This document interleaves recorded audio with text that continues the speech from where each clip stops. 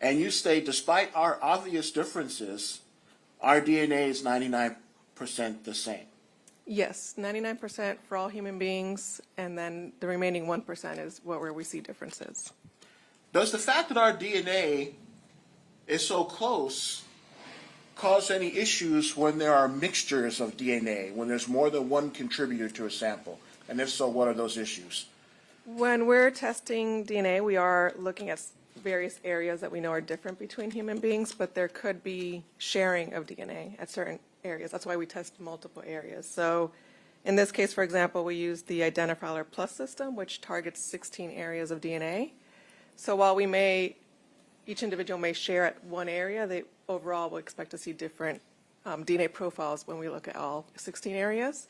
But when we're dealing with mixtures, it does become more complex in terms of how much is being shared, which is something that could lead to why it would be inconclusive.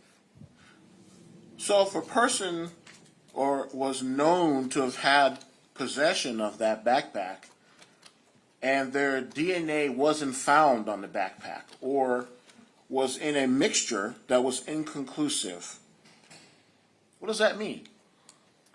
Since the mixture was inconclusive, I wouldn't be able to make any determination as to who could be contributing. In general, DNA, if you come in contact with an item, you may leave DNA behind. It doesn't mean that you will definitely leave DNA behind. So there's various factors that can contribute whether or not you leave DNA behind when you come in contact with something. And there are factors that affect the presence of DNA on an object, right? That's correct. The environment, for one, right? Yes, that could have an effect. Humidity? Yes. Sunlight? Yes, over time, certain elements could affect how long DNA could last on an item. And when you say that the mixture of DNA on the armband or the arm strap on the backpack was inconclusive, were you testing that against the standards from Jimmy Rodgers and Taylor Showmaker? At this stage, I would determine that's inconclusive for comparison. I wouldn't proceed to looking at any of the standards in comparison. Okay, so because you were unable to develop a conclusive DNA profile from the strap, you weren't then able to compare it against any of the other control samples that were submitted. That's correct. So you're not able to say that Jimmy Rodgers' DNA was present on the backpack? I wouldn't be able to say either way. And you're not able to say that Jimmy Rodgers' DNA was not present on the backpack? That's correct. You're not able to say that Taylor Shoemaker's DNA is present on the backpack? I wouldn't be able to offer any conclusion as to that. And you're not able to say that her DNA was not present on the backpack? That's correct.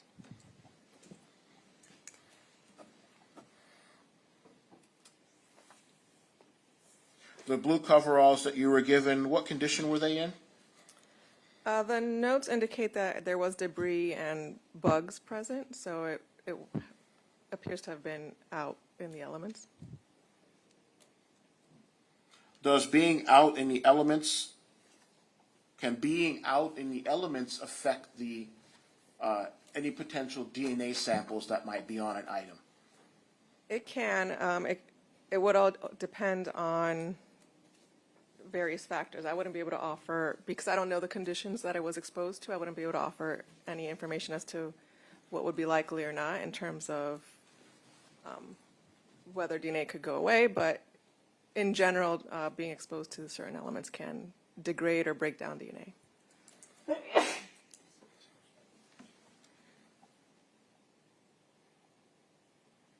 And when you said you conducted a visual exam of the blue coveralls to look for blood, how do you conduct that visual exam?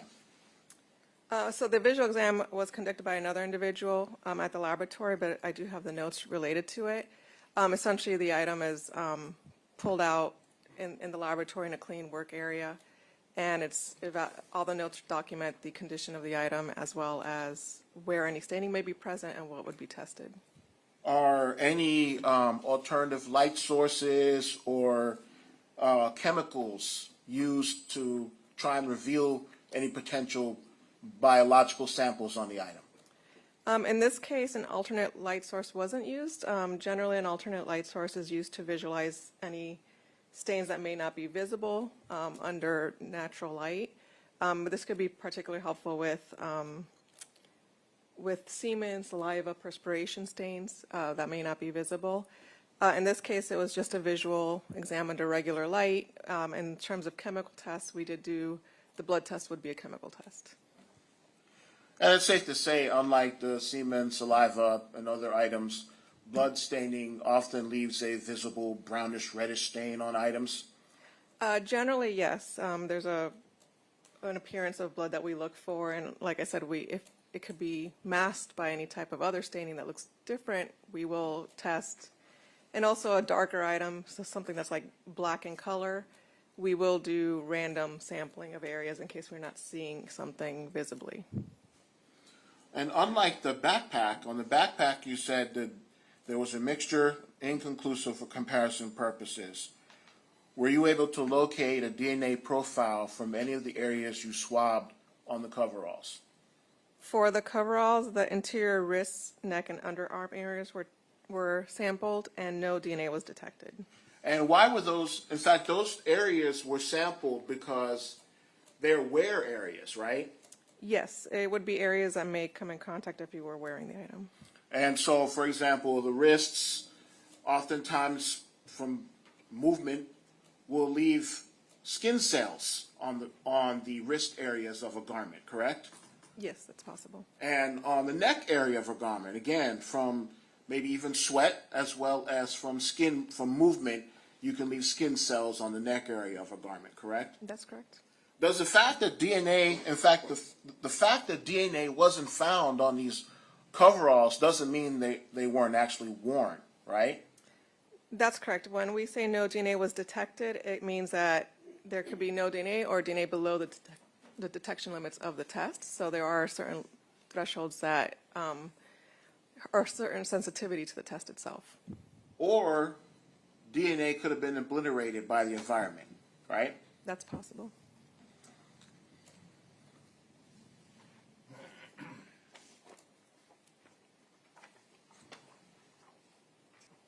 And so because of the fact that you didn't locate a profile, you weren't able to compare anything to the known standards from Taylor Showmaker, Jimmy Rodgers, Teresa Sievers, or Curtis Wright.